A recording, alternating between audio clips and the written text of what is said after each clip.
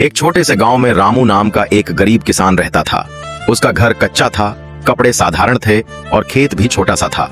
लेकिन रामू बहुत मेहनती और ईमानदार था। वह रोज सुबह सूरज निकलने से पहले उठ जाता और अपने खेत में काम करने चला जाता। उसी गांव में मोहन नाम का एक दुकानदार था। उसकी बड़ी सी किराने की दुकान थी। गांव वाले उससे ही सामान खरीदते थे, लेकिन मोहन बहुत घमंडी था। वह गरीब लोगों को कम समझता और उनसे ठीक से बात भी नहीं करता था।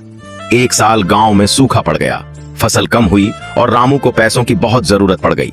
वह हिम्मत करके मोहन की दुकान पर गया और बोला, मोहन भैया, मुझे बीज और खाद चाहिए। अभी पैसे नहीं हैं, लेकिन फसल होते ही चुका दूंगा। मोहन हंस पड़ा और बोला, अरे रामू, तुम जैसे गरीब किसान क्या कभी उधार चुका पाते हो? जाओ, पहले पैसे लाओ, फिर सामान मिलेगा। रामू चुपचाप वहां से चला गया। उसे दुख तो बहुत हुआ, लेकिन उसने हार नहीं मानी। उसने अपने पास बचे पुराने बीज बो दिए और दिन रात मेहनत करने लगा। कुछ महीनों बाद चमत्कार हुआ। रामू की फसल गांव में सबसे अच्छी निकली। उसकी मेहनत रंग लाई। उसने अनाज शहर में अच्छे दाम पर बेचा और अच्छे पैसे कमा लिए। अब गांव में खबर फैल गई कि रामू की फसल सबसे बढ़िया है। उसी समय मोहन की दुकान में घाटा हो गया। कई लोग शहर से सस्ता सामान खरीदने लगे। मोहन परेशान हो गया। एक दिन मोहन रामू के पास आया और बोला, रामू, मुझे थोड़े पैसों की जरूरत है, क्या तुम मेरी मदद कर सकते हो?